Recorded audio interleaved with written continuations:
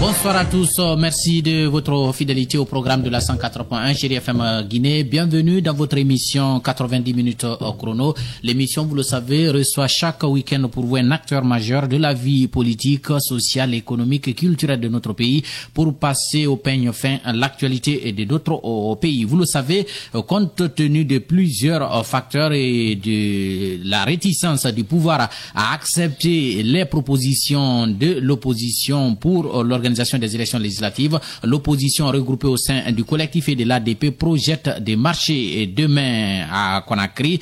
Quels pourront être les tenants et les aboutissants de cette marche? Nous recevons dans ce studio avec nous ce soir Ousmane Diallo. Il est membre du bureau exécutif de l'UFDG, l'Union des forces démocratiques de Guinée. Monsieur Diallo, bonsoir et bienvenue. Bonsoir. Avec lui, nous passerons aussi en revue les questions ou la sempiternelle question de la CENI. On va parler de la visite de l'OIF, mais aussi du CNT, le meeting avorté hier de la cellule de crise sur les événements des Ogota et des Sigri. Nous parlerons aussi de la réconciliation nationale à Frigia et puis Air Guinée, chemin de fer. Vous le savez, c'est des sujets qui des fois reviennent dans les discussions lorsqu'on parle de certains leaders de l'opposition. Toutes ces questions seront abordés donc avec Ousmane Diallo. Je rappelle, il est membre du bureau exécutif de l'UFDG, l'Union des forces démocratiques de Guinée de El Hadj Selou Dalin Diallo. Dans ce studio avec moi, René Ifono. René, bonsoir. Bonsoir David et bonsoir aux auditeurs. René, qu'on ne présente plus. Aux opérations techniques, Moustapha Silla. David Yambono, microphone avec vous. C'est parti pour 90 minutes au chrono pour convaincre. Latando la Guinée Kaluato électionna. Alhamdulillah, aya latando ya la Guinée Kaluo aluya nyeni aluya soro la Guinée Kaluo aluya nyeni aluya soro. Retour donc dans ce studio avec notre invité, je le disais, Ousmane Diallo. Il est membre du bureau exécutif de l'UFDG. Monsieur Diallo, demain, c'est le 27 août 2012 et demain, l'opposition regroupée au sein du collectif et de l'ADP projette des marchés pour contraindre le pouvoir à accepter de respecter la Constitution. Marché, ne pensez-vous pas que c'est trop? Non, il n'est jamais trop de revendiquer pour faire valoir ses droits. Vous savez, un ensemble de textes regroupés dans une Constitution n'ont pas plus de valeur si les hommes sur lesquels doivent s'appliquer ces textes ne se lèvent pas pour la défendre, pour faire en sorte que les rêves contenus dans la Constitution soient une réalité en matière de droit, en matière d'obligation. C'est pour cela que le peuple de Guinée est appelé demain, en tous les cas, de la très grande composante de ce peuple à Conakry, à marcher sur l'autoroute pour répondre à l'appel de l'opposition, pour contraindre ce gouvernement à écouter la marge la plus importante de son peuple. Oui, la marche de demain, on rappelle, c'est le 27 août. 27 août, quand même, c'est une date historique pour les femmes guinéennes. Mais je rappelle aussi que l'année dernière, l'opposition avait choisi aussi le 28, journée qui avait été choisie comme jour de recueillement de prières pour la réconciliation nationale. Ça, c'est la commission provisoire de réconciliation qui avait choisi. Et cette année aussi, vous choisissez le 27. Est-ce que c'est à dessein? Vous savez, il faut que les Guinéens comprennent le sens symbolique de ces dates.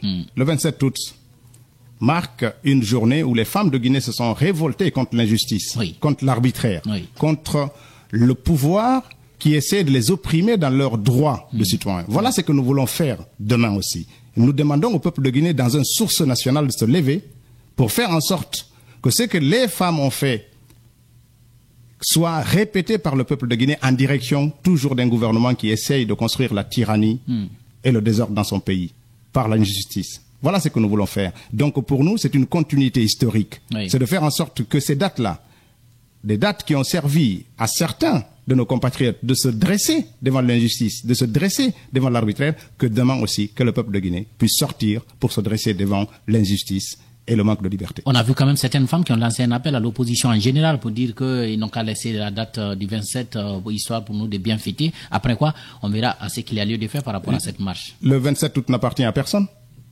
Ces femmes-là, elles n'étaient pas là quand les autres ont marché. De quel droit peuvent-elles s'approprier ce 27 août? Ce 27 août, c'est un jour où les Guinéens, des Guinéennes en l'occurrence, se sont dressés contre l'injustice. Nous avons absolument le droit de nous lever pour faire en sorte que l'injustice soient boutés dehors de nos frontières. Quand vous dites que le 27 août, ça n'appartient à personne, supposons que la mouvance présidentielle aussi choisisse demain 27 août pour marcher sur l'autoroute. Mais les Guinéens peuvent marcher. Il y a d'autres routes à Conakry pour marcher. S'ils veulent marcher dans la paix, mais nous les invitons. Nous invitons les militants du pouvoir à se joindre à nous pour dire non à l'injustice, pour dire non à l'arbitraire. Mais ils peuvent venir marcher avec nous, ce n'est pas un problème. Ne pas marcher avec vous, mais marcher contre vous, je dirais. Je ne pense pas de quel droit ils ont. Nous, le fait de marcher, c'est un droit qui est consacré quand même par l'article 10 de la Constitution. Mais il n'est pas dit dans notre Constitution que lorsque nous, on projette une marche, et ils ont le droit de marcher, ils seraient dans l'illégalité complète. D'accord. Et nous ferons face. D'accord. Et souvent, on parle de cette marche organisée par l'opposition et beaucoup de Guinéens disent aujourd'hui que ça n'aboutira pas à grand-chose parce que le chef de l'État dit que lui, il ne va pas toucher la CENI et parmi les revendications qui vous font souvent marcher, c'est bien la recomposition de la CENI ou la restructuration totale de la CENI à l'image du paysage politique guinéen qui a évolué selon les arguments de l'opposition. Alors, le chef de l'État dit que lui n'est pas prêt à violer la Constitution. Marcher, le chef de l'État n'est pas prêt à changer. Est-ce qu'on va continuer à marcher tous les jours? On marchera jusqu'à ce que nous soyons entendus. Le président de la République peut regarder ailleurs au moment où son pays brûle. Il peut s'occuper d'autre chose au moment où le pays brûle, ça veut dire que vous avez l'intention de le brûler. Nous n'avons l'intention de brûler rien, mais tout le monde vit l'inertie, la crise, les tensions sociales, l'exacerbation de tensions tribales dans notre pays. Tout cela n'est pas lié à ce blocage institutionnel qui est autour de la CENI. Donc le président continue à regarder ailleurs au moment où toutes ces tensions-là montent dans le pays. Il me semble que son premier devoir de citoyen, de responsable de ce pays, c'est de s'occuper du bien-être de ses citoyens. Alors, c'est 70% de son corps électoral du citoyen guinéen qui disent il faut changer. S'il ne veut pas écouter ceci, et il préfère s'accrocher d'une infime minorité de personnes qui le poussent à s'accrocher. Quand vous dites 70%, vous tenez ces enquêtes-là? Nous tenons ça des statistiques ici des dernières élections que nous avons enregistrées. Aujourd'hui, dans le collectif et l'ADP, c'est quand même des partis qui ont regroupé près de 70% du corps électoral des dernières élections présidentielles. Vous faites un report de voix? Bien entendu, mais puisqu'on regarde, on rapproche les voix obtenues par l'UFDG, par l'UFR, par la NRG, par le FIDEC, etc. Enfin, pour le PDN. Donc, tous ces partis politiques-là, nous prenons en compte les voix qu'ils ont engrangées pendant ces élections, parce que malheureusement, on n'a pas de statistiques. Mais ça nous montre la force qui est autour de l'ADP et du collectif. Mais ces partis étaient ensemble au second tour et Alpha Condé les a battus. Non, ces partis n'étaient pas. Vous dire que 70% des Vous savez, nous n'allons pas revenir sur les conditions dans lesquelles Alpha Condé a été déclaré président de la République de Guinée. Nous l'avons reconnu. Néanmoins, aujourd'hui, il ferait mieux d'écouter les cris de son peuple. Au lieu de s'arc-bouter derrière une constitution, d'ailleurs... De son peuple ou bien d'une partie de son peuple? D'une partie très importante de son peuple. Aujourd'hui, quand on dit que la constitution est modifiée à la CENI, c'est la constitution, mais c'est faux. Dans quel article de la Constitution il est dit que le président de la République ne peut pas régler des problèmes de son pays en dérogeant de la Constitution? De quel article de la Constitution le président de la République avait le droit? Lui, il dit que la CENI a été mise en place pour un mandat de 5 ans. Son mandat termine au mois de septembre. Au mois de septembre. On attendra. Donc, avant la fin de ce mandat, pour lui, toucher la CENI, c'est une violation de la Constitution. Il a bien violé la loi en éliminant les chefs les maires des communes qui ne lui étaient pas favorables. C'est une violation flagrante et répétée de la Constitution. Parce qu'il n'en avait... que ceux-là, le mandat était déjà terminé. Comme tout le monde, pourquoi il n'a pas changé le mandat de tous les élus alors de ce moment-là? Pourquoi il l'a choisi? Il a fait ça de façon sélective.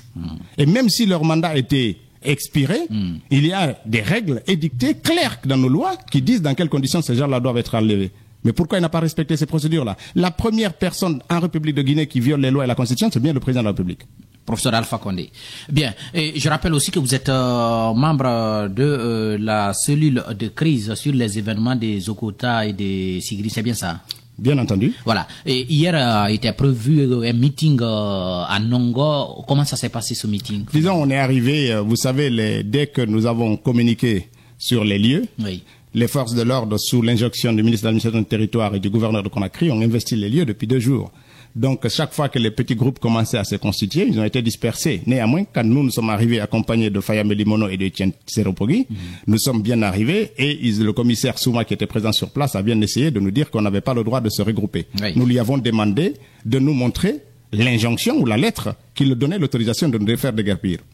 Donc, ce qu'il n'avait pas, et puis de discussion en discussion, finalement, nous avons pu délivrer le message qui était le nôtre devant les gens qui étaient là, devant vos confrères qui étaient présents, Oui. pour leur dire notre indignation. On avait notre reporter sur le terrain. Voilà, nous avons dit notre indignation. Depuis quand on n'a pas le droit de pleurer nos morts? Depuis quand on n'a pas le droit de dire notre mécontentement devant une Vous avez telle le droit barbarie? de pleurer vos morts, mais encore faut-il que ce soit sur les lieux. Zogota, Sigiri, c'est pas Conakry. Bien entendu, mais il y a des Guinéens partout, et à Conakry aussi.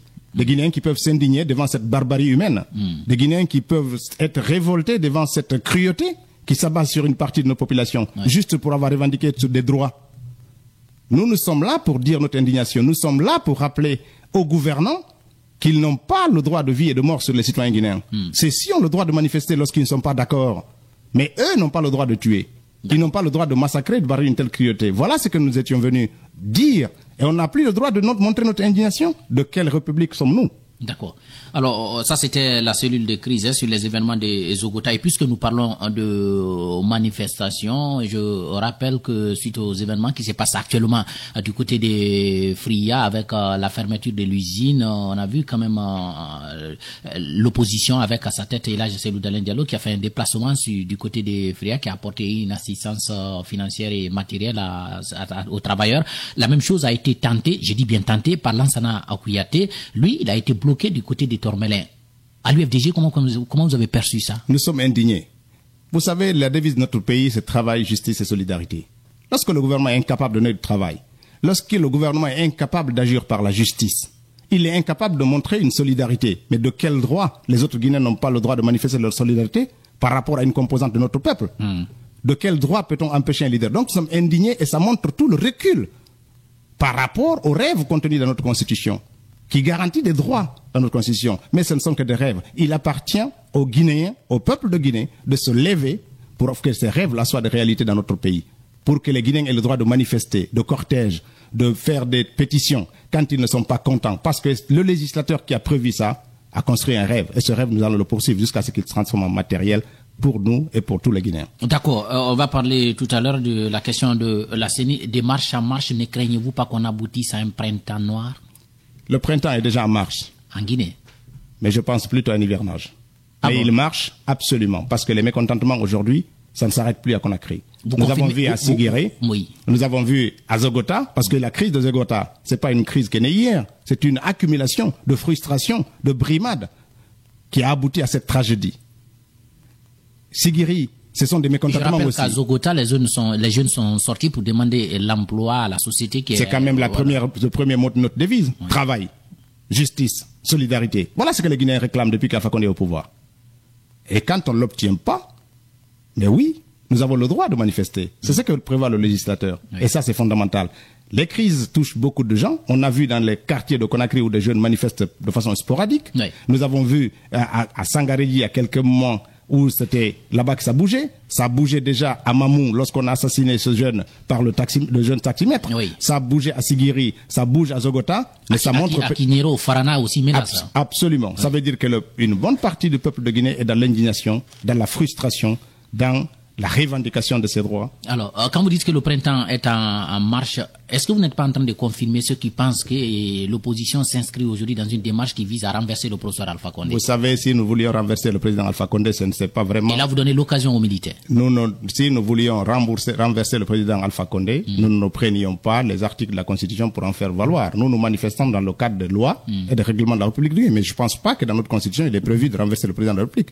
Nous n'agissons pas dans ça, nous ne sommes pas des putschistes, ni des pros, ni rien du tout. Ça ne nous intéresse pas. Vous n'êtes pas putschiste, mais vous risquez de donner l'occasion quand même les militaires. Ils ont des situations comme ça, en Afrique en général. Est-ce que les militaires guinéens ont déjà eu besoin des arguments pour faire des putschs?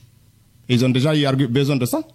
Nous condamnerons absolument toute prise de pouvoir par les armes.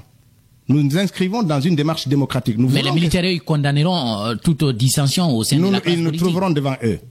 Si les militaires tentaient ce coup, ils nous trouveront devant eux. Parce que nous nous battons pour la démocratie. Le pouvoir actuel, nous nous battrons pour qu'il s'asseye sur les pieds de la démocratie de façon solide. Oui. Nous ferons en sorte d'accompagner ce pouvoir pour consolider les acquis démocratiques de notre pays. Voilà ce que nous faisons.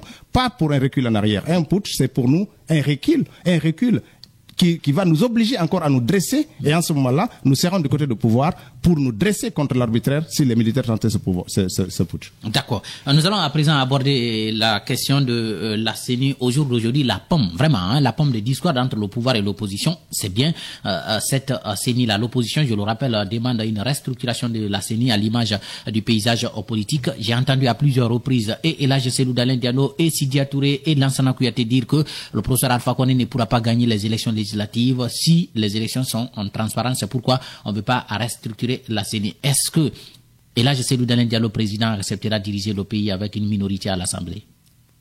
Mais s'il c'est telle la volonté du peuple, il l'acceptera. Il est obligé de subir. On ne demande pas les humeurs des dirigeants. Vous savez, c'est le peuple qui confie le mandat.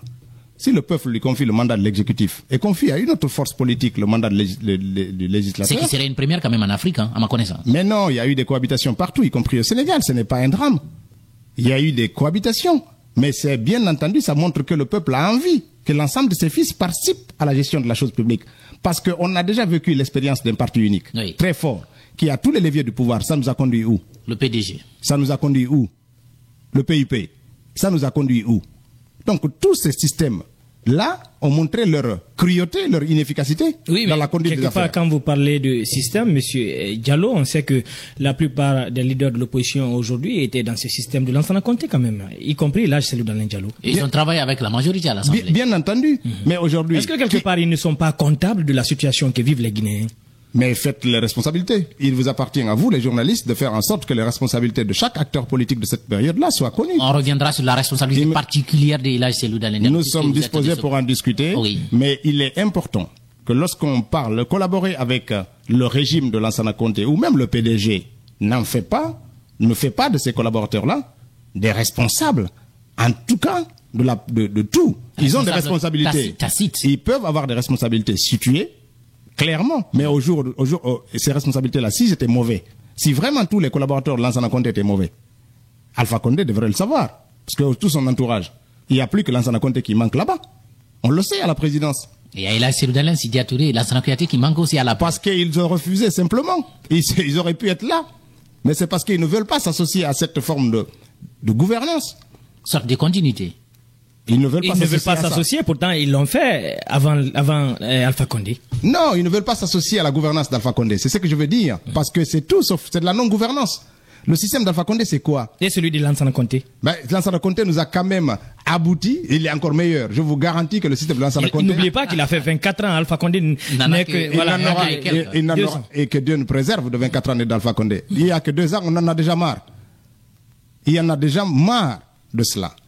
Mais il ne prend même pas les formes, il ne respecte même pas les formes pour garantir un minimum de liberté. Même les petites parts de liberté que lui-même a contribué à acquérir dans ce pays sont en recul. Vous savez, on s'était battu pour avoir une... Quand vous parlez de minimum de liberté, moi quelque part, cela me laisse un peu perplexe parce que en ce moment, vous êtes libre, vous êtes en train de jouir de votre liberté d'expression. Vous allez marcher. La liberté d'expression. Demain aussi, vous allez marcher. Mais nous avions bien marché. Je me rappelle bien d'un 25 mai, d'ailleurs, avec le RPG, où nous avions marché jusqu'au palais à Conakry. Nous n'avions pas été brutalisés. Il y a eu d'énormes marches à Conakry. Nous avions organisé avec le FLUG, en son temps, des manifestations nombreuses à Bonfi, à Koleya. D'ailleurs, au cours d'une de ces manifestations, tout le monde se rappelle du fameux slogan du grimpeur. Mais c'était pas dans un match de football. Alors, expliquez-nous cette affaire. Non, il y avait...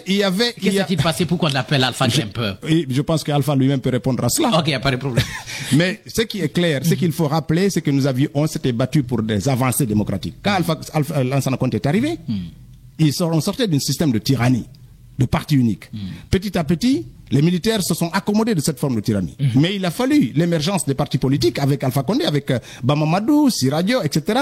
Tous ces leaders-là se sont battus pour qu'on acquiert quelque chose.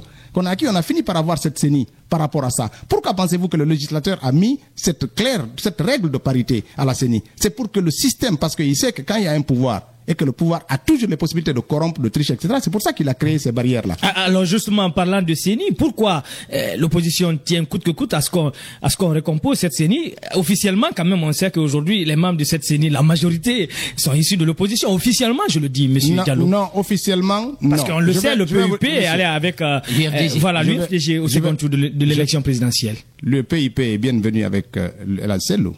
Mais je vais vous dire deux choses. On a tous suivi à la télévision guinéenne les 10 représentants du PIP démissionnaient du PIP pour entrer au RPG.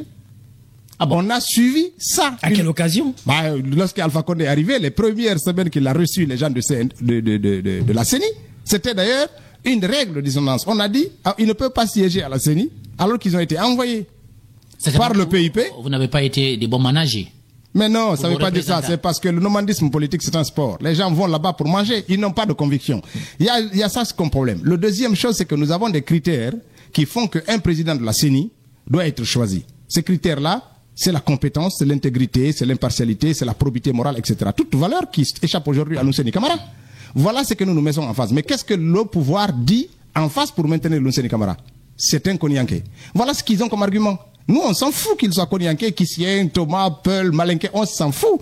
Est-ce qu'il répond aux valeurs inscrites dans le code électoral? Est-ce qu'il est intègre? Est-ce qu'il est compétent? Est-ce qu'il a une probité morale? Est-ce qu'il est impartial? C'est des valeurs qu'il n'en a pas.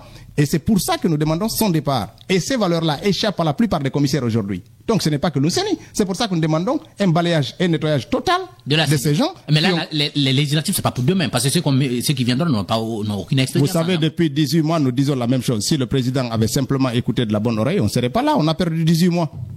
Parce qu'ils font la sourde oreille. Vous êtes en train de dire que Lounseni soit forestier ou quoi. On s'en fiche. Voilà, vous vous en fichez pas mal, mais on le sait, l'ethnocentrisme en Guinée, c'est une réalité. Mais c'est le pouvoir actuel qui en fait une réalité. Non, on peut imputer cette responsabilité à tous les acteurs politiques aujourd'hui. Je pense que vous n'entendrez... On a vu quand même les débats politiques lors du second tour de l'élection présidentielle. Vous n'entendrez jamais un discours de la Cellou où il parle à une tribu. Vous n'entendrez jamais un discours de la Cellou, il parle. Je vous mets au défi. Vraiment, tous les journalistes, toutes les radios privées doivent sortir un extrait. Monsieur Diallo, moi je vais vous donner deux preuves qui montrent que nos acteurs politiques, on a vu quand même au second tour, voilà, au second tour de la présidentielle, on a entendu le professeur Alpha Condé qui a dit que c'est 3 régions contre une région. Mais c'est toujours le même. Mais c'est toujours le même. On a entendu même certains de ces discours dire que c'est notre tour. Non, El Cellou n'a jamais dit c'est notre tour. Jamais. Ce discours a été prononcé par Bamamadou il y a longtemps. À Farana. Et Bamamadou est mort. Et Cellou Dalein a hérité. Il n'a jamais, on peut hériter quelqu'un sans hériter tous ses défauts, ou toutes ses qualités. El Cellou n'a jamais dit que c'est notre tour. Jamais de la vie. Il n'a jamais dit ça. Et je mets au défi de sortir un extrait de phrase où il parle à une tribu. Ça n'existe pas. Bamamadou est mort il y a longtemps. Je pense que si on devait juger tout le monde, même les morts, si on doit porter encore la responsabilité de ce qu'ils ont dit, je pense qu'il faut avoir de la suite dans ça. C'est toujours Alpha Condé, son président, le RPG, qui tribalise tout en Guinée. Il voit tout sous l'angle tribal. Tout ce qu'ils font dans ce pays est compté de façon tribale. Son administration, quand même, il y a toutes les composantes ethniques. Vous savez, 80% des nominations qu'il a faites sont de la même tribu. Regardez. Mais il a dit, c'est une réalité. Parfois, on voit, parce que les gens ont tendance à juger des personnes en Guinée de leur nom. Mais aujourd'hui, on sait que, par exemple, on peut trouver des camarades en moyenne Guinée, mais aussi on peut trouver des camarades en Guinée forestière, comme le président lui-même l'a dit. Quel camarade il a trouvé en moyenne Guinée dans son gouvernement? Donnez-moi le nom. Mais nous ne connaissons pas. Moi aussi, je ne connais pas. C'est ça le problème. Okay. Il n'en a pas du tout. Tout ça, c'est de la démagogie. Oui. Il n'y a pas de camarade en Guinée, en moyenne Guinée qu'il a dans son gouvernement. Tous les camarades qu'il a, il les a pris dans le même endroit. Il faut que les gens, qu'on ouvre les yeux. Entre le discours et la réalité, il y a un océan. D'accord. Nous allons aborder à présent toujours dans le cadre de la CENI. La CENI avait reçu quand même la visite de l'OIF, l'Organisation internationale de la francophonie, l'organisation qui avait apporté main forte à cette CENI au second tour de la présidentielle, parce qu'il y avait tellement de dissensions, des disputes politiques et ça n'allait plus l'opposition. Bon, les deux alliances, disons, parce qu'il n'y avait pas d'opposition à l'époque, les deux alliances ne s'entendant pas, et finalement c'est l'OIF qui a envoyé le général malien Siaka Toumani Sangaré, et l'OIF a fait récemment un tour au pouvoir la CENI. Qu'est-ce que vous avez dit de cette arrivée des experts de l'OIF? D'abord, nous n'avons pas demandé à ce que l'OIF arrive. Tous les problèmes que nous vivons aujourd'hui sont liés à cette intrusion de l'OIF dans le processus électoral. C'est la CENI qui devait demander, c'est pas vous. L'Organisation internationale de la fraude, comme moi je l'appelle très bien, parce qu'elle n'a jamais organisé en Afrique une élection qui s'est passée de façon paisible. Il n'y en a pas. Regardez tous les pays, le Gabon, le Togo, le Cameroun, le Congo, de président Kabila. Il n'y a pas un pays où l'OIF est passé, où il a laissé une empreinte positive sur des élections. Ils ont une phrase toute faite. En dehors de quelques incidents, l'élection s'est déroulée dans des conditions acceptables. À partir de là, nous déclarons l'élection libre et transparente. Voilà le discours qu'ils répètent partout. Ils installent des dictateurs, des régimes qui finissent toujours dans la violence. Ouais. L'OIF, pour nous, ce n'est pas un interlocuteur. Le gouvernement a fait appel à ça en utilisant toujours le réseau de l'international socialiste qui sont venus prêter main forte au gouvernement. Ils sont venus délivrer une ordonnance alors qu'ils ne sont incapables de produire un diagnostic clair. Moi, je ne connaissais pas l'OIF du tout comme des experts en informatique. Je vous garantis qu'ils n'ont pas du tout une cellule d'informatique. Ils sont allés louer les services d'un cabinet à qui on donne une lettre de mission. Il faut que l'OIF fasse ça, c'est un. Deuxièmement, vous rappelez-vous que la SAGEM a été vendue à la Guinée par le concours de l'OIF. Pourquoi ils viennent aujourd'hui défendre Waymark, qui est anglo-saxon, alors qu'eux, ils sont censés défendre la francophonie? S'il n'y a pas Anguille ou Roche, pourquoi ils font? C'est eux qui nous ont vendu SAGEM. Pourquoi ils ne viennent pas nous défendre ce qu'ils nous ont vendu au lieu de faire la promotion de quelqu'un d'autre? Oui, mais au départ, vous aviez récusé l'OIF, mais quand les experts de l'OIF ont publié les rapports, l'opposition quand même a applaudi. Non, on n'a pas applaudi. Nous avons tout juste... Ils n'avaient pas le choix. On a dit qu'il y a une certaine concordance entre ce qu'ils ont dit et ce que le PNUD avait déjà dit. Mais rappelez-vous pourquoi on a récusé le PNUD. Pourquoi le gouvernement avait récusé le PNUD? Parce qu'il semble qu'il y avait un conflit d'intérêts entre un des auditeurs et la SAGEM. C'était un des auditeurs était un des anciens salariés de SAGEM. Ils ont pensé qu'il y avait un parti pris. Donc, quand l'OIF est venu, ils ont fait le même audit, ils sont arrivés au même diagnostic. Mais c'est que eux, ils ne font pas. Et ce qui est le problème. Est-ce que le problème guinéen, c'est un problème technique? C'est pas un problème technique? Oui, mais quelque part, est-ce que l'opposition n'en fait pas trop? Parce que, quelque part, vous êtes en train de récuser beaucoup de personnes. On a vu le représentant du système des Nations Unies en Guinée que vous avez récusé. Après, vous avez récusé l'OIF. Vous avez récusé également des personnalités religieuses, Monsieur Diallo. Nous récuserons toute personne qui viendra essayer de passer à côté des solutions. Le problème de la Guinée... Donc, les solutions, c'est vous qui les avez? Les solutions sont autour de la CENI. La crise guinéenne... C'est vous qui avez les solutions. Excusez-moi. Les solutions... Nous avons notre idée de la solution. Les solutions sont autour de la CENI. La crise en Guinée, c'est autour de la CENI. Ce n'est pas un problème technique, c'est pas un problème de fichier, c'est pas un problème de machine, c'est un problème autour de la composition de la CENI. Toutes les bonnes volontés qui veulent venir en Guinée pour aider à résoudre le problème de la Guinée doivent s'occuper de ça. Or, l'OIF vient, il parle des machines. Je vous rappelle qu'entre les deux tours, il y avait une crise technique, il y avait un problème technique qui ont été soulevés par le RPG. Il y a des appareils quand même qui avaient il y avait des problèmes. Donc, il y avait des appareils, des problèmes techniques. Oui. Il y avait des problèmes politiques autour de du président de la CENI. À partir du moment où on a réglé le problème ensemble avec le RPG, on a réglé le problème de la présidence de la CENI. Quelqu'un d'autre a entendu parler des problèmes techniques? Ils ont été réglés en interne. Donc on laisse l'affaire de Waymark, on oublie les affaires techniques là. Ce n'est pas un problème. Le problème guinéen, c'est un problème qui est lié à la composition paritaire de la CENI. Moi, j'ai regardé récemment, et de façon absolument déplorable, les propositions du CNT. Vous savez, dans une des propositions... On va aborder tout à l'heure la question même du CNT, hein, le Conseil national des transitions. En tout cas, par rapport à la CENI, ils disent dans une des propositions qu'ils demandent une recomposition paritaire de la CENI entre l'opposition, le pouvoir et le centre. Moi, je croyais que quand on dit paritaire, on parle de pair. Il y avait deux. En tout cas, paritaire, ça veut dire deux. En tout cas. Mais ils ont dit, hein, c'est une phrase qu'ils ont dans leur rapport. Nous demandons une recomposition paritaire entre le pouvoir, l'opposition et la CENI. Peut-être on allait mettre le mot égal. En tout cas, je ne sais pas de qu'est-ce qu'ils parlent. Donc, ça montre tout le sérieux de cette institution quand elle s'occupe des problèmes guinéens. Justement, quand vous parlez de sérieux, c'est une ironie, hein, je sais que vous voulez parler du manque de sérieux au sein de cette institution. Sidia Touré, récemment, hein, le leader de l'UFDG avait demandé, de l'UFR, pardon, avait demandé la dissolution du CNT. Non seulement il faut peut-être dissoudre le CNT. Finalement, on va dissoudre toutes les institutions, y compris la présidence de la République. Pourquoi pas, si elle s'avère incapable de faire face aux problèmes guinéens. On va dissoudre la CENI, on va dissoudre le CNT, on va dissoudre, et finalement, on va dissoudre la présidence. Lorsqu'on met des Guinéens dans une organisation, dans une institution, c'est pour qu'ils s'occupent des problèmes guinéens, c'est pas qu'ils regardent ailleurs. Et avec sérieux. Il faut leur donner le temps. Ils ont le temps, 18 mois, que fait le CNT?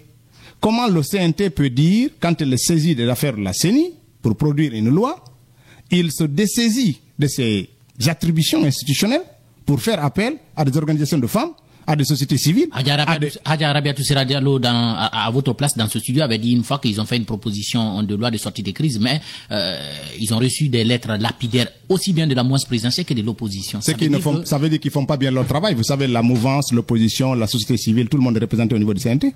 Pourquoi il a besoin d'aller demander la bénédiction du président ou de l'opposition? Qu'il fasse des propositions de loi, que ces lois soient votées en plénière.